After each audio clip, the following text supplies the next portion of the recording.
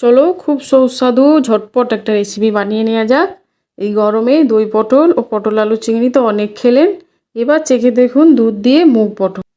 এমন মিষ্টি মিষ্টি মুগ পটল ভাতের পাতে থাকলে খিদে আরও বেড়ে যাবে। এটি ঝটপট বানিয়ে নেওয়া যায়, খুবই কম মশলা দিয়ে বানাবো। চলুন, প্রথমে আমি পটলে 2-5টা কেটে নিয়েছি। এবার দেখুন, রান্নাটা আমি আজকে শিলবাটায় বাটনা বেটে রান্না করব। এখানে 2 টুকরো আদা বেটে নিয়েছি ও হাফ চা চামচ জিরে, এটাকেও আমি শিলবাটায় বেটে নিচ্ছি। দেখুন আমার বাটনাগুলো বাটা হয়ে গিয়েছে। এবার মুগ পটল বানানোর জন্য প্রথমে মুগ ডালটাকে আমি ভেজে নেব।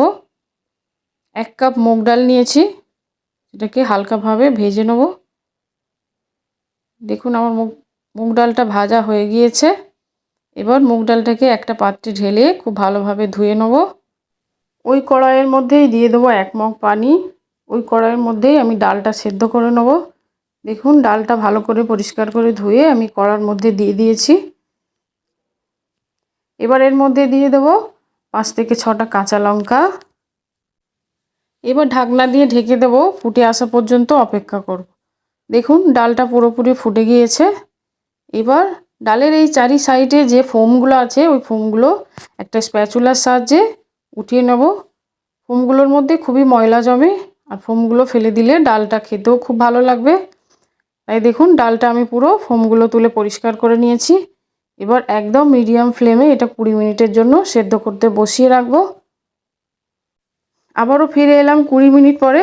দেখুন ডালটা আমার একদম সেদ্ধ হয়ে গিয়েছে। এবার এটাকে আমি নামিয়ে সাইড করে রেখে দেবো। এবার ওভেনের মধ্যে আমি আরেকটা কড়াই বসিয়ে দেবো। এর মধ্যে দিয়ে দিয়েছি 1 টেবিল চামচ সাদা তেল।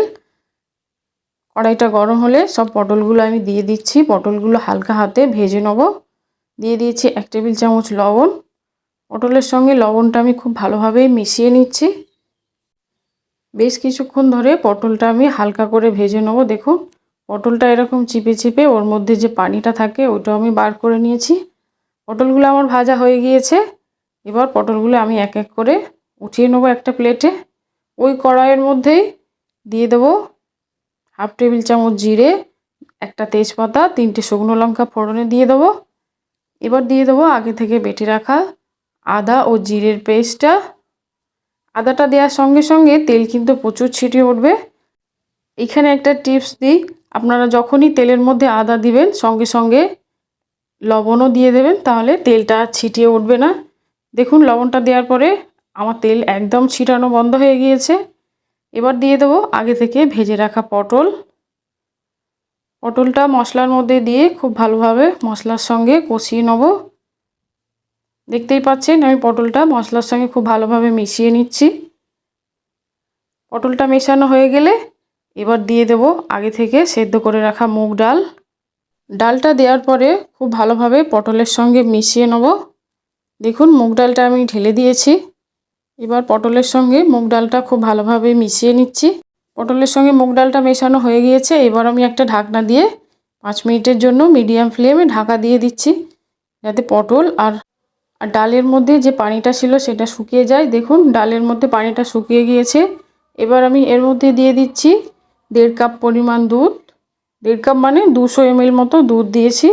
আগে থেকে ফুটিয়ে গরম গরম দুধ আমি এই পটলের মধ্যে ঢেলে দিলাম। দেখুন সবগুলো খুব ভালোভাবে মিশিয়ে নিচ্ছি। এইবার এর মধ্যে দিয়ে দিচ্ছি 1 টেবিল চামচ চিনি। চিনিটা অবশ্যই দিবেন। এই রান্নায় কিন্তু আমি কোনো রকম হলুদ লঙ্কা গুঁড়ো বা পেঁয়াজ রসুন ব্যবহার করিনি। রান্নাটা দেখুন মনে হচ্ছে যেন পুরো পটলের রেজালা।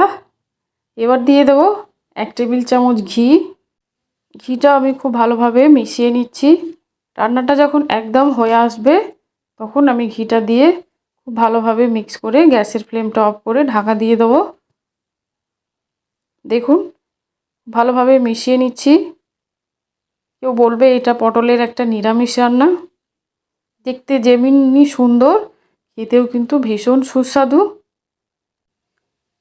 খুবই সুস্বাদু খেতে। অবশ্যই আপনারা এই গরমে একবার বানিয়ে দেখবেন আর আমাকে অবশ্যই কমেন্ট করে জানাবেন। গরম গরম ভাতের সঙ্গে যদি এই দুধ দিয়ে মুগ পটল ভাতের মধ্যে থাকে তাহলে আশা করছি আর কিছুই লাগবে না।